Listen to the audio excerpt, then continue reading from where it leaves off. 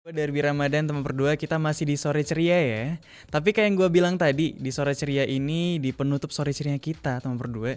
Derby nggak akan sendirian lagi finally setelah dari siang tadi ya sendirian terus nih.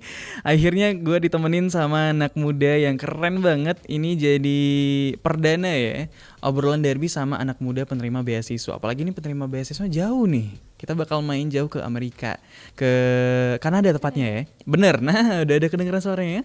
Jadi langsung aja teman berdua, buat kamu yang penasaran hari ini Derby bakal ngobrol sama siapa, please welcome. Ada siapa hari ini? Halo. Halo, aku Raya. Oke, ada Raya ya. Ya.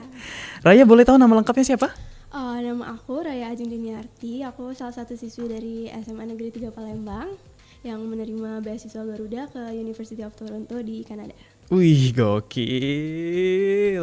Jadi nomor berdua, buat hari ini dikhususin banget ya. Kita bakal ngobrol sama Raya. Jadi kayak yang Raya bilang tadi bahwa dia ini masih terdaftar sebagai siswa ya? Ya. Siswi. Siswi. Siswi di SMA Negeri 3 Palembang. Betul. Tapi udah officially keterima buat masuk ke University of Toronto, Kanada. Betul. Bener ya? Dan ini beasiswa dari Garuda ya? Ya, dari Kemdikti Saintek. Kemendikti Saintek. Iya, betul. Oke, gue penasaran banget ya. Maksudnya tuh gimana ceritanya nih? Kok tiba-tiba ada beasiswa ke University of Toronto, Kanada? Dan gue juga baru dengar tentang beasiswa Garuda ini. Nanti kita coba bakal tanya-tanyain ke Raya ya tentang beasiswanya. Tapi sebelum itu, we'll get to know first sama Raya dulu. Oke. Raya, kalau aku tanya, Raya ini sebenarnya siapa sih? Gimana jawabannya Raya? Sebenarnya kalau dibilang siapa, bukan siapa-siapa ya. Bukan siapa-siapa ya? Cuma manusia biasa, Uh-uh. anak SMA. Tapi emang aku karena latar belakang bunda, Oke. itu adalah salah satu penerima beasiswa juga buat S2 di Amerika. Oke. Dia juga itu programnya fully funded, dibayarin full. Jadi kayak dari situ mungkin aku tuh punya keinginan yang sama. Kayak apa ya, kalau misalnya dibilang orang-orang tuh pasti kayak mikir ibunya kayak gini nih, anaknya gimana ya nanti? Pasti orang-orang tuh mengharapkan kalau misalnya ibunya udah di level 1, anaknya harus di level 2, level 3, level 4 gitu kan, Oke. lebih tinggi lagi kan. Uh-uh. Jadi dari situ sebenarnya kalau misalnya soal tentang belajar study abroad di luar negeri itu emang udah mimpi aku dari kecil. Bahkan aku udah nyoba nyari-nyari tentang beasiswa gitu udah dari mungkin kelas 7 SMP ya. 7 SMP udah nyari Iya. beasiswa. Oke. Iya. Soalnya waktu itu tujuan aku buat study exchange aja, pertukaran pelajar Oke. di SMA karena ada salah satu program yaitu KLDS, Kennedy Lugar. Mungkin sebagian orang tahu itu dari Bina Antar Budaya. Nah, itu tuh buat pertukaran pelajar ke Amerika Serikat selama 1 tahun di SMA. Jadi Oke. sebenarnya tujuan pertama aku tuh buat ngeraih beasiswa itu aja. Mm-mm. Tapi mungkin emang belum jodoh jadi belum lolos. Oh, belum dapat kemarin pas Iya. SMP. Oke. Terus juga aku sempat nyoba beasiswa dari Asian Scholarship dari Ministry of Education Singapore. Itu buat SMA di Singapore sebenarnya. Pas SMP juga tuh. Iya, itu pas SMP aku nyarinya. Kelas 7 juga. Kayaknya udah agak ujung sih. Aku baru tahu itu kelas 9 mungkin setelah corona. Itu kayak masa-masa corona Oke. masih kan. Jadi kayak jenuh di rumah tuh ngapain ya? Jadi searching deh. Gokil banget ya di saat orang lain Netflixan gitu ya. Dia nyari beasiswa. Oke. Terus. Terus juga belum jodoh lagi, jadi masih gagal lagi. Jadi mungkin di situ tuh udah kayak gagal nih. Terus pas udah masuk SMA aku tuh udah kayak oh ya udah nggak apa-apa SMA dulu, mungkin bisa kapan-kapan ya beasiswa mungkin pas kuliah aja nih. Oke. Jadi pas SMA itu baru aku kepikiran lagi oh iya masih ada yang exchange student itu kan. Pas nyoba juga belum hasil jadi kayak Oke. jadi ya udah aku menjalani masa SMA. Oke. Tapi kecil hati nggak sih waktu kemarin tuh sempat ditolak 3 kali berarti ya? 2 kali kok. 2 kali ya? Ya, Oke. sebenarnya kalau misalnya masalah kecil hati tuh sakit hati ya. Sakit hati. Tapi kayak karena lingkungan SMA aku tuh apa sih? Positif ya, kayak temen-temen aku pada baik. Jadi kayak aku tuh enjoy aja masa SMA aku, seru gitu. Jadi kayak aku Oke. nggak begitu ngerasa kayak gagal nih, nggak begitu nyesel karena nggak apa-apa nih, aku masih di lingkungan yang bagus gitu. Teralihkan ya. Iya, jadi kayak merasa sedihnya tuh nggak apa-apa deh, masih ada kesempatan lain gitu.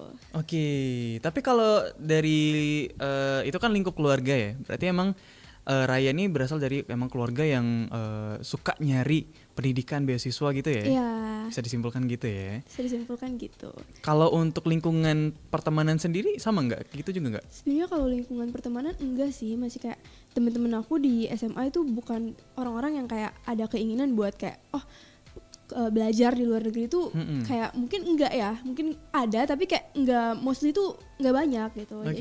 Jadi sebenarnya itu lingkungan keluarga aja sih, terus juga karena keinginan aku dari kecil ya, jadi kayak emang kayak wishlist banget nih gitu. Jadi mungkin kalau dari teman itu sebenarnya nggak sebanyak itu, emang pengaruhnya dari bunda aja, dari keluarga. Oke. Emang pengaruh dari ruang lingkup keluarga berarti. Betul. Ya. Tapi emang kamunya suka juga gitu. Iya, aku juga pengen. Oke, kalau boleh tahu kamu di University of Toronto nanti itu ngambil jurusan apa berarti?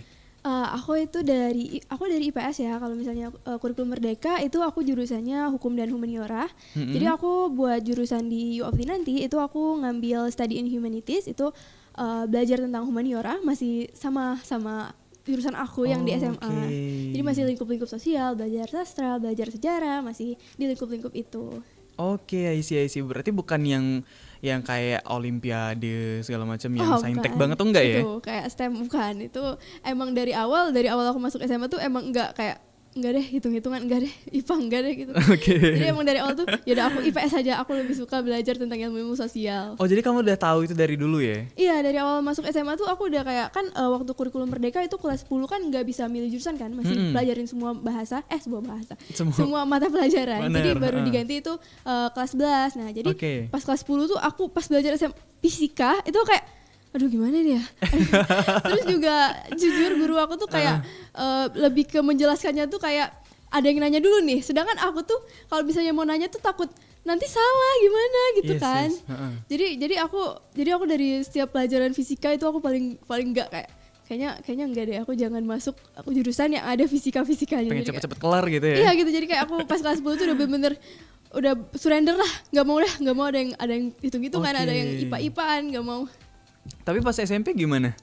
Pas SMP juga sama sih sebenarnya. Sama ya, udah. Terus juga karena COVID ya. Jadi kayak pas quarantine itu 2 tahun, itu aku tuh bener-bener susah mempelajari hal-hal yang kayak sebenarnya aku tuh kalau misalnya belajar tuh harus bener-bener hadapan nih, kayak guru-gurunya sama aku. Jadi aku bener-bener harus mata ke mata. Jadi kayak aku belajarnya bener-bener real time itu. Sedangkan kalau lewat Zoom kan pasti orang-orang tuh kayak nggak fokus kan, apalagi pasti banyak yang tidur, jadi kayak nggak kondusif. Ya? Iya betul.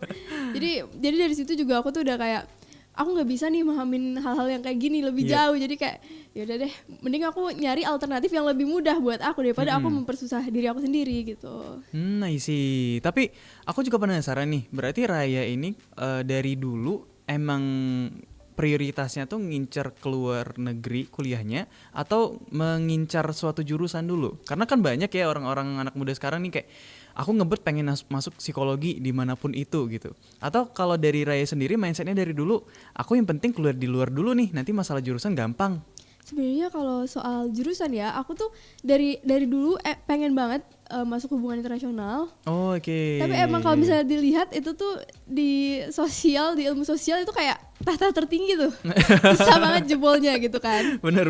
Jadi sebenarnya kalau soal jurusan aku tuh yang penting masih di pelajaran yang bisa aku pelajarin gitu. Dan juga aku tuh interest gitu, aku suka belajar ini gitu. Jadi kayak kalaupun aku mau HI, kenapa aku lebih memilih nyari yang alternatifnya aja gitu, yang lebih mudah masuknya.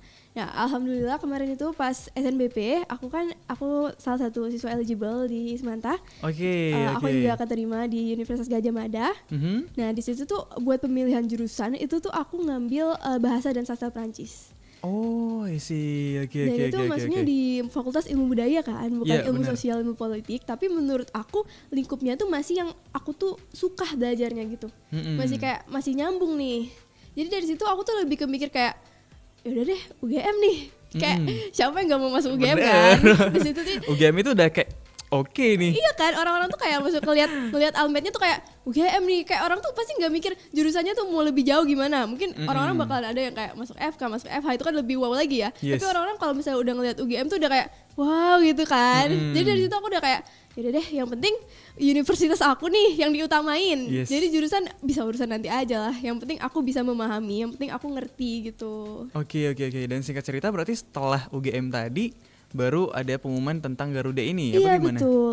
Tapi sebenarnya kalau yang ke U of T itu daftar sendiri kan, nggak dari beasiswanya. Oke. Jadi aku udah persiapan itu pas kelas 12 semester 1 deh kayaknya. 2024 akhir bulan gitu, bulan November. Tapi itu udah dari Juli ada kayak persiapan buat dia tuh ada beasiswa ya dari University of Toronto-nya. Jadi itu tuh kayak kita tuh harus nominasi dari sekolah, jadi kayak panjang gitulah prosesnya. Jadi udah disiapin dari bulan Juli kan. Oke. Jadi di proses itu udah dari, maksudnya sebelum pemilihan jurusan, sebelum SNBP, sebelum eligible. Jadi kayak dimana orang-orang tuh belum mikirin kayak gimana nih mau kuliahnya pas di tahun berikutnya. Itu aku udah kayak persiapan, kayaknya aku mulai curi start aja nih. Yes. Jadi di tahun kemarin itu aku pendaftaran ke University of Toronto-nya itu baru selesai mungkin kayak bulan November itu selesai pendaftarannya. Lama juga ya? Betul, dari bulan. Seribet itu ya? Sebenarnya enggak ribet, tapi emang prosesnya tuh panjang aja gitu. Oke.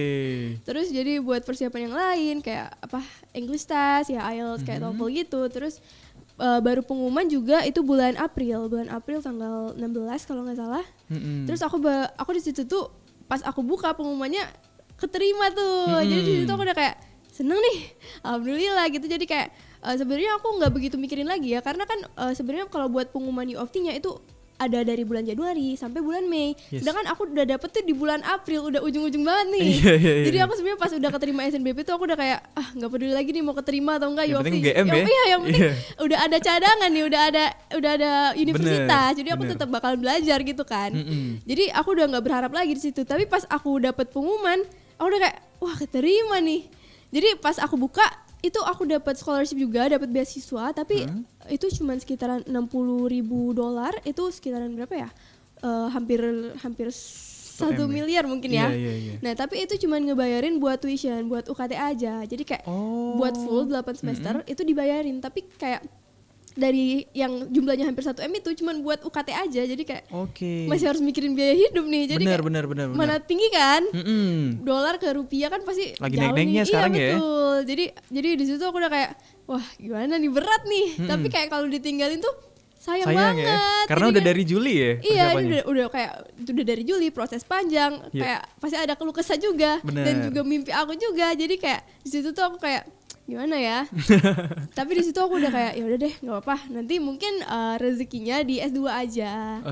Jadi kayak aku udah selesai tuh, aku nyelesain administrasi yang di UGM juga, udah selesai bayar UKT, daftar ulang tuh udah selesai semua. Jadi sebenarnya sudah tinggal menerima fakta aja ya. Iya benar. Tapi aku tuh di situ tuh tetap scrolling, searching tentang beasiswa di situ tuh. Masih nyari. Iya betul. Karena buat dari beasiswa dari pemerintah Kanadanya, dari universitasnya kan dapatnya cuma segitu tuh. Sebenarnya aku apply juga yang buat full, tapi belum keterima. Yang keterima itu cuma 37 orang dari seluruh dunia. Ya? Alias peluangnya tuh kecil banget. Jadi di situ tuh aku udah kayak mikir mungkin ada beasiswa dari pemerintah Indonesia aja ya yang bisa aku cari. Nah, and finally? Iya, ketemu beasiswa Garuda.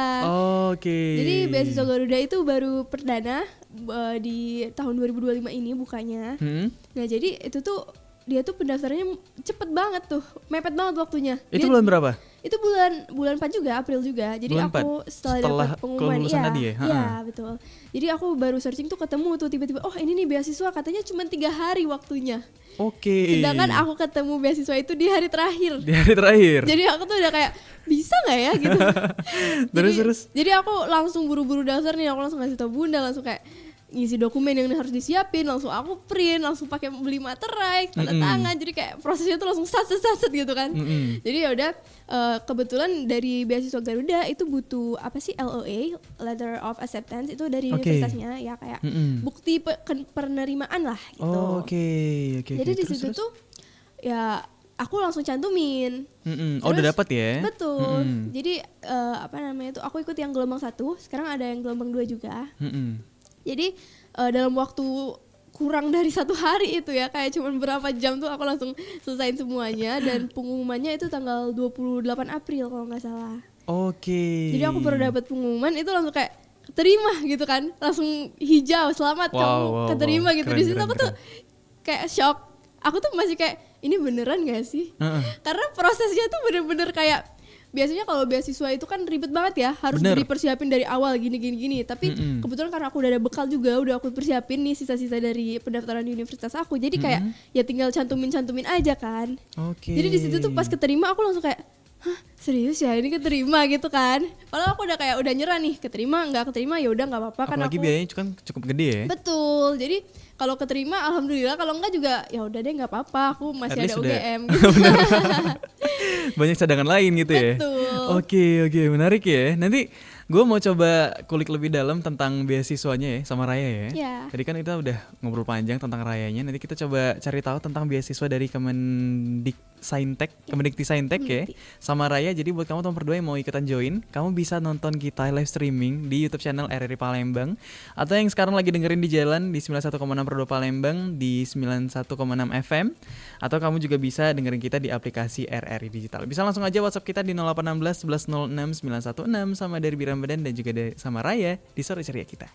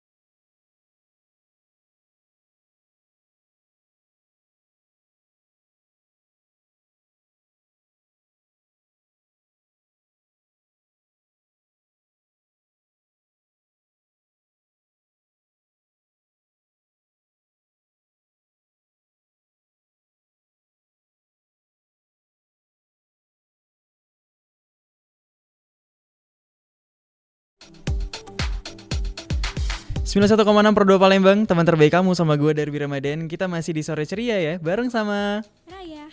Oke, bareng sama Raya kita masih ngobrol teman berdua tentang journey-nya si Raya nih yang udah berhasil ngedapetin beasiswa Garuda Kemendikti Saintek RI ya.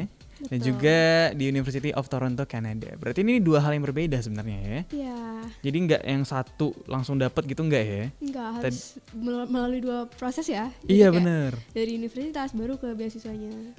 Karena gue awalnya tadi mikir kayak, oh ternyata dari beasiswa Garuda ini udah include sama universitasnya, enggak ya? Enggak ternyata. Emang? Bukan ternyata sih. Emang enggak. Emang enggak ya? Emang konsep dari beasiswa Garuda ini gimana sih, Raya? Konsep dari beasiswa Garuda itu buat daftarnya kita tuh harus punya LOA. LOA itu Letter of Acceptance ya. Bukti kalau kita tuh udah keterima di salah satu kampus nih. Oke, Dan- bebas ya dimanapun itu Bebas, bisa. tapi kalau nggak salah denger ya harus top 100 kampus di dunia. Oke. Kebetulan U of T itu di peringkat 25 di dunia. Oke. Dan buat proses dapetin LOA itu bukan nggak mudah sih, lebih ke karena prosesnya panjang ya, harus melewati ini, melewati itu, terus juga buat pengumumannya kan nggak secepat itu langsung daftar nih langsung dapet, nggak kayak gitu. Jadi kayak mungkin bisa berbulan-bulan, bahkan aku kemarin kayak hampir setengah tahun ya kayaknya. Iya, dari Juli berarti ya? Iya, mungkin hampir 1 tahun ya. Lebih. Jadi kayak emang prosesnya tuh panjang. Jadi mungkin orang mikir kayak dalam waktu 3 hari emang bisa ya? Sebenarnya nggak bisa. Tapi mungkin ya dari beasiswa Garuda itu karena perdana juga mungkin kayak tes aja ya mungkin ya awalnya kayak gimana nih orang-orang nih.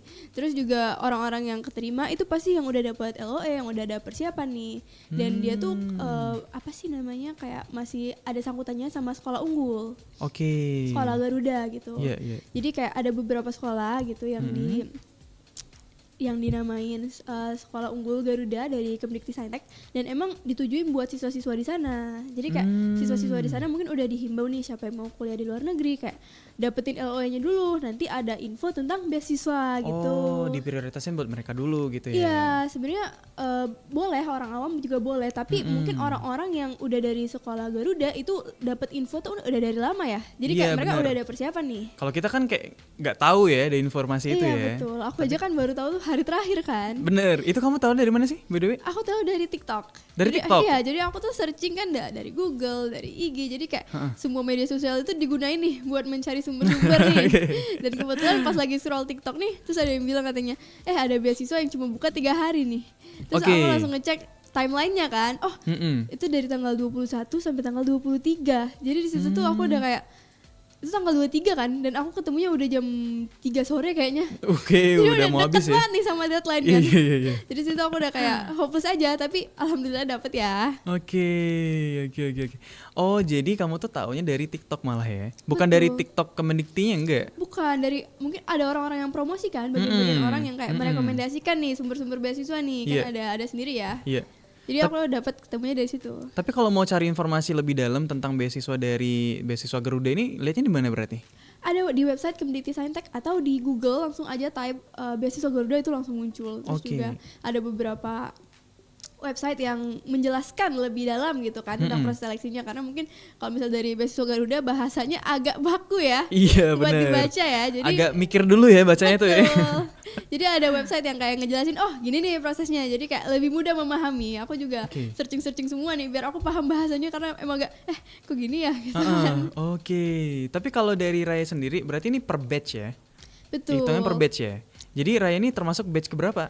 Ke 1 yang pertama. Pertama banget ya? Iya, baru buka tuh. Itu aku. Itu tiap bulan atau gimana sih? Enggak, jadi buat pembukaan beasiswa Garuda itu ada 2 batch, 2 gelombang buat tahun ini ya. Itu batch 1 itu dari tanggal 21 sampai tanggal 23, sedangkan yang batch 2 dari tanggal 2 Mei sampai tanggal 20-an Mei gitu ya. Oh. Jadi masih lama nih waktunya. Iya. Tapi sayangnya buat batch 2 itu cuman boleh didaftarin sama orang-orang yang daftar ke batch pertama. Sebenarnya bukan daftar ke batch pertama. Jadi di batch pertama itu sekalian ada proses pengisian dokumen dan biodata kan. Jadi buat gelombang batch 2-nya itu nggak ada lagi pengisian dokumennya. Oh, Itu di gelombang 1 semua. Jadi dari semua yang daftar di gelombang 1 dalam waktu 3 hari itu ternyata ada 9.000-an orang. 9.000 orang? Betul. Oke. Dan yang lolos itu cuma 200 200-an gitu ya. 200-an di Betul. seluruh Indonesia. Iya betul. Oke. Jadi buat gelombang 2 yang bisa daftar itu cuman orang-orang yang 9.000 tadi yang belum lolos di gelombang 1. Oke, lanjutannya tadi part 2-nya lah ya. Iya betul. Jadi kayak mungkin di gelombang 1 orang-orang tuh belum dapat LOE ya. Jadi kayak ngisi Iya. LOE-nya kayak Dikosongin apa aja, dulu. iya gitu kan. Jadi sebenarnya nggak boleh dikosongin. Jadi kayak mungkin ngisi kertas kosong atau apa gitu, dokumen apa gitu ya. heeh. Jadi belum lolos, tapi mereka udah ngisi biodata. Jadi oke. mereka bisa daftar buat gelombang 2 kalau misalnya udah dapat LOE karena waktunya juga panjang ya. Mungkin kayak hampir 1 bulan. Jadi buatin dapat LOE mungkin ada beberapa universitas yang kayak cepet nih prosesnya gitu. Yes, Jadi masih sempat gitu. Oke, kalau case-nya Raya kemarin kan emang udah dapet ya. Iya betul. Emang pas aja timingnya tuh ya. Iya betul kayak. Dapet LOA, langsung bukaan, langsung daftar, tembus. Oke, Iya betul. selesai. Udah kayak oh emang rezeki aku nih. Iya bener, emang Garuda ini dibikin untuk Raya memang. Nungguin Raya lulus LOA dari University of Toronto dulu, baru dibuka nih, gitu ya. Alhamdulillah ya. Oke, jadi gitu ya. Emang syaratnya kita harus ada penerimaan dulu dari university dari top 100 ya berarti ya. Iya, betul, di dunia. Global di Iya. dunia. Oke, itu syarat utamanya. Terus pas kemarin Raya udah apply di beasiswa Garuda, ada step-step lain kah yang dilaksanain? Ada tes-tes lain gitu atau gimana? Kalau buat beasiswa Garuda itu sebenarnya dia cuma minta biodata, terus ada kayak beberapa dokumen yang ya tentang kehidupan gitu, tentang pribadi ya. Oke. Diminta, tapi buat kayak tes-tes yang lain itu nggak ada ya. Mungkin di gelombang 1 nggak ada karena perdana, tapi gelombang 2-nya belum tahu ya karena proses seleksinya baru selesai itu bulan Juni. Jadi kayak waktunya lama banget nih. Mungkin ada tes-tes lain ya di gelombang 2. Oke. Tapi di gelombang 1 itu tinggal LOE aja, tapi emang tes-tesnya itu udah dari pas awal daftar ke universitasnya nih. Oke, Gitu. oh tesnya di awal universitas tadi. Iya, jadi Pak yang udah dapat LOE pasti udah melewati beberapa tes-tes ini. Jadi kayak yang penting udah dapat LOE nih dari pihak beasiswanya udah tahu nih mereka pasti sudah melewati proses-proses yang diminta. Jadi kayak udah nggak usah diminta 2 kali kan. Oke, benar. Boleh nggak sih kami tahu sedikit nih sneak peek dulu nih kalau teman-teman berdua mau cari beasiswa ke luar negeri juga sama kayak Raya, mau ngikutin jejaknya Raya ya. Ada apa aja yang udah Raya laluin selama hampir ya 1 tahun kurang ya? Kemarin pas daftar di proses Toronto. seleksi ya. Heeh. Oke, jadi buat proses seleksi itu aku ada 2 proses ya buat dapetin beasiswa dari universitasnya sama daftar ke universitasnya. Jadi oke. sebenarnya aku awalnya itu lebih ngecari beasiswa itu langsung ke universitasnya karena menurut aku enggak ribet. Jadi kayak keterima universitas pasti udah keterima beasiswa gitu kan. Oh iya. Iya kan? Jadi nggak usah 2 kali nih prosesnya. Iya benar juga ya. Jadi emang Apalagi kalau aku- di luar ya. Betul. Terus juga jadi aku nggak nyari yang beasiswa lain. Jadi aku kayak emang memfokusin yang dari universitasnya aja. Oke. Nah jadi buat pendaftaran beasiswa itu dari universitasnya itu harus dinominasiin dari sekolah. Terus sampai kelanjutannya ada ngisi esai sama yang lain-lain ya kayak Oke. ya pada umumnya lah ya. Heeh. Terus buat daftar ke universitasnya itu tuh butuh tes English test itu kayak TOEFL atau IELTS. Kebetulan aku pakai Duolingo English test di IT itu namanya dan itu lebih mudah banget bahkan untuk aku Oh iya? ya. Iya, aku Itu gimana kemarin tesnya di sana? itu kebetulan kalau di IT itu online. Jadi kayak Online ya? iya kita pakai laptop aja tapi emang butuh device tambahan. Jadi kayak buat ngerekam di sebelah kita. Jadi kayak pastikan kalau kita tuh nggak Nggak nyontek nyontek. gitu kan. Iya, Iya betul. iya, Karena kalau benar, di layar laptop aja kan pasti nggak kelihatan tuh kita nyontek ada kertas di sini kan. Iya, Jadi butuh oke. device lain buat memperlihatkan gitu kalau kita tuh mengerjakan bener-bener sendiri. Oke. Terus And then? juga buat biaya ya, kalau misalnya TOEFL atau IELTS itu mungkin bisa 3 jutaan kan. Lumayan. Jadi kayak itu mahal banget dan buat orang yang kayak mau ngetes aja. Iya, kayak bener. takut nanti Belum nggak tentu lulus sampai, juga iya, kan? skornya nggak sampai nih. Jadi kayak aku agak berat nih, mahal banget. Iya. Jadi di situ ketemu di IT itu nggak sampai 1 juta. Oke. Terus juga ada paket yang bisa 2 kali juga itu mungkin 1 juta tapi kayak lebih worth it dibanding kita ngambil paket yang satu aja kalau emang mau nyoba aja kan. Bundling Jadi gitu kayak, ya? Iya, jadi kayak buat yang pertama tes nih, yang kedua oh kita udah tahu nih bentuk tesnya jadi langsung kayak oh pasti bisa tembus nih gitu. Oke, trial dulu lah ya. Betul. Oke. Terus buat tes bahasa Inggrisnya itu tuh aku belajar mungkin kayak kurang dari 1 bulan deh. Tes bahasa Inggrisnya kurang dari 1 bulan? Iya betul, karena pas aku daftar ke universitas itu belum dimintain kan. Cuma baru dimintain transkrip rapot, kayak rapot mid semester, rapot semester 1 sampai semester 4. Karena ya belum dapat kan. Oh iya kan masih kelas 11 semester 2 ya. Jadi belum dapat yang lain. Jadi di situ aku baru upload yang itu kan. Terus tiba-tiba bulan Desember itu baru dimintain English test nih. Tapi dia nggak naruh deadline-nya kapan. Secara kalau misalnya orang pasti mikir, oh deadline-nya deket nih kalau nggak dicantumin kan, takutnya kelewat. Jadi aku udah dari Desember itu langsung kayak buru-buru nih, langsung persiapan. Padahal itu libur kan sebenarnya. Kalau bisa aku tuh agak berat kalau belajar di hari yang libur ya. Kayak harusnya aku istirahat aja nih. Jadi di situ aku juga sekalian belajar sampai aku tes itu bulan Januari. Jadi kayak mepet banget sebenarnya ya. Tapi buat Duolingo English Test menurut aku mudah ya pribadi, karena juga aku udah belajar bahasa Inggris kan udah dari SD ya. Emang udah ada basicnya ya? Iya, jadi kayak tinggal aku mempelajari bentuk-bentuk soalnya, karena dibandingin TOEFL atau IELTS, waktu buat ngerjain di IT ini tuh mepet banget. Dia kayak ngasih cuma 20 detik per satu soal. Oh dia kayak quick test gitu jadinya. Iya, jadi bener-bener kita tuh harus cepet-cepet nih. Tinggal kita tuh nggak bisa mikir jawaban, kita harus ngisi aja. Yang penting terisi gitu. Jadi aku lebih ke memahami bentuk-bentuk soalnya gimana biar aku tuh bisa cepet ngerjainnya. Jadi kayak nalar aja jawabannya nih, yang penting kata-katanya tuh ketemu gitu. Jadi aku lebih mempelajari vocabulary ya, kayak gimana nih, karena dia pasti ada dia tuh kayak apa sih, mengisi kata-kata yang bolong gitu. Iya. Jadi kayak dalam waktu 20 detik tuh kalau kata-katanya ada berapa, bahkan ada yang sampai 20 kata tuh. Itu harus mikir dalam 20 detik, 1 detik mikir satu kata apa ya gitu kan. Sedangkan kalau orang-orang yang nggak banyak belajar vocabulary itu kayak nggak paham nih sama kata-kata, bahkan dia tuh minta kata-kata yang baku yang kita tuh jarang denger. Jadi kayak apa ya ini? Jadi aku lebih mempelajari banyak-banyak vocabulary itu, aku mempelajari gimana ini apa, bahkan aku mempelajari sinonimnya. Jadi kayak sinonim dari kata ini apa yang lebih baku gitu kan. Benar. Gitu. Karena kadang kan bahasa daily itu beda sama bahasa yang itu tadi ya, bahasa akademik tadi gitu. Ya. Jadi kayak susah di vocabulary aja sebenarnya ya. Terus aku juga belajar lewat YouTube itu yang ada yang ngajarin banget, namanya Teacher Luke. Itu dia emang spesialis buat di IT banget tuh. Dia juga ada beberapa channel khusus yang berbayar ya, tapi aku nggak ikut. Kamu ikutnya? Aku mempelajari dari YouTube-nya aja. Aku lihat tuh tiap hari, aku pelajarin dari YouTube-nya aja. Oke. Jadi, seru ya? Seru kak. Jadi belajar itu kamu riset sendiri, nyari sendiri? Iya betul. Aku lebih ke nyari orang-orang tuh yang ikut di IT ini tuh belajar dari mana gitu kan. Jadi aku nyari-nyari sampai scrolling tuh kayak orang ini English testnya lewat apa ya? Kalau dia lewat di IT, aku sekalian nanya-nanya nih, sekalian stalking ya sebenarnya ya. Kayak ngeliat dia nih belajarnya dari mana nih. Terus aku baru tahu tuh ada yang namanya Teacher Luke, dan dia tuh emang famous banget buat emang khusus ngajarin di IT. Jadi dari situ aku udah kayak, tiap hari nih aku nonton video dia. Belajar dari dia ya? Belajar bener-bener, jadi memahami gimana soalnya aja sebenarnya ya. Karena buat yang lain itu kayak nalar aja lah, karena waktunya bener-bener gak sempet banget kalau mau mikir ya. Gak sempet banget. Jadi buat yang lain itu mungkin selain dari ngisi kata-kata yang bolong, itu ada kayak esai, kayak ngebuat statement, ngedeskripsiin diri, terus juga ada ngedeskripsiin gambar. Jadi kayak banyak banget tahapnya nih. Tapi sebenarnya yang dipahami cuman vocabulary ya kalau aku ya, karena buat ngetik itu kayak apa aja yang ketik gitu, yang aku masuk otak nih aku ketik semuanya gitu. Jadi sebenarnya kalau misal buat di IT itu lebih mudah ya. Aku nggak kalau dibandingin IELTS yang tes tertulis gitu kan. Jadi kayak online nih, jadi kayak lebih leluasa juga, nggak tegang kan kalau di ruangan gitu kan.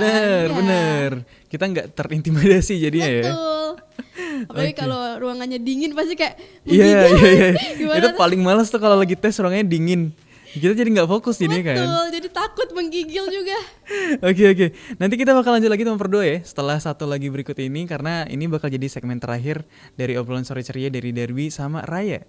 Jadi buat kamu yang mau nanya-nanya, langsung aja ke WhatsApp kita 0816 11 06 916.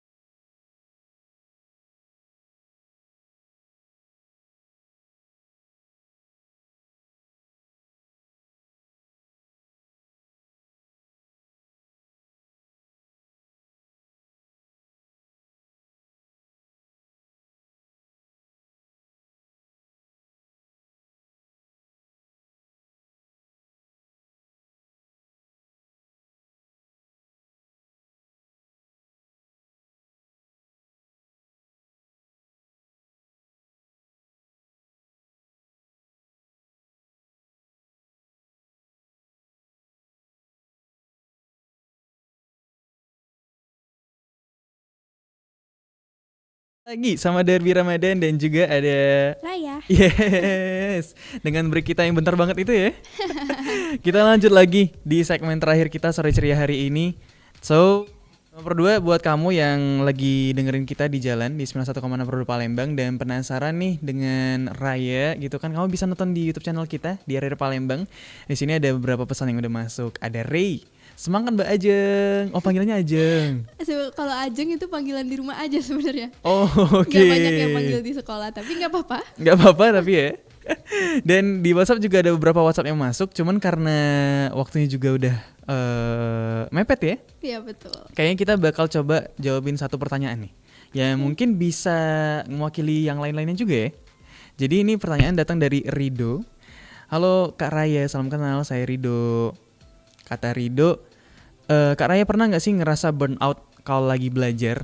Dan ada nggak sih tips buat ngatasin rasa burnoutnya?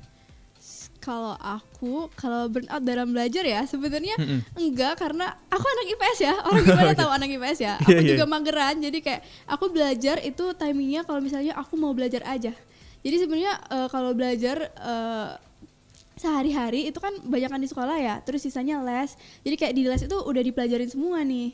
Jadi kalau misalnya mau mengulang pelajaran itu sebenarnya dari aku sendiri kayak kalau aku mau aja. Jadi nggak yang harus ada jamnya nih, karena kan kalau misalnya pulang les juga capek ya pasti ya. Yes, benar. Udah malam, di sekolah juga sampai sore. Jadi kayak udah energi ini udah kayak burnout tuh pasti gitu kan. Jadi kayak menurut aku belajar itu udah cukup, nggak perlu dipaksain. Jadi buat capeknya itu kayak mungkin sehari-hari capek karena belajar ya, belajar dari sekolah kayak biasa semua orang ngerasain. Jadi kalau buat capek yang ekstra karena belajar ekstra itu aku jarang, karena aku belajar pun mengulangnya tuh paling kayak sebentar, dan itu tuh kalau misalnya aku lagi termotivasi aja, jadi kayak dari diri aku, oh aku mau belajar ini nih, jadi gitu. Terus juga kalau apalagi kalau misalnya buat ujian ya, karena aku juga orang yang kayak bukan belajar dari 1 bulan yang lalu, aku bahkan ujian tuh bisa belajar kayak 1 hari sebelum mulai ujian gitu. Aku baru SKS ya? Iya betul.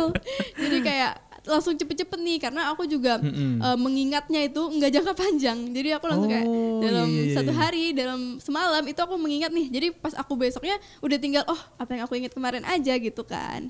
Jadi kalau buat capek sebenarnya nggak ekstra. Jadi kayak nggak begitu capek, cuma capek yang biasa aja. Dan ngatasinnya cuman kayak buat diri aku sendiri aja seneng gitu.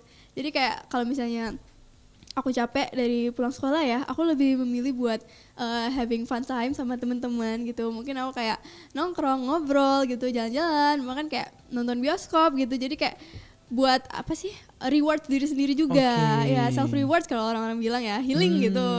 Jadi emang penting ya. Betul. Healing, self reward dan teman-temannya itu ya. Iya, karena kayak kita juga capek, tapi kita juga harus appreciate diri kita sendiri kan. Kita udah berusaha nih, jadi kayak buat mengatasinya ya kita ngasih diri kita sendiri semangat gitu.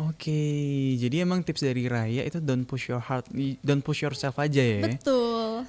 Kalau emang kamu udah burn out, namanya aja burn out ya. Iya. Jangan ditambah pusing lagi gitu ya. Jadi semampunya aja lah, nggak perlu kita harus ekstra gitu. Yang penting konsisten aja. Betul.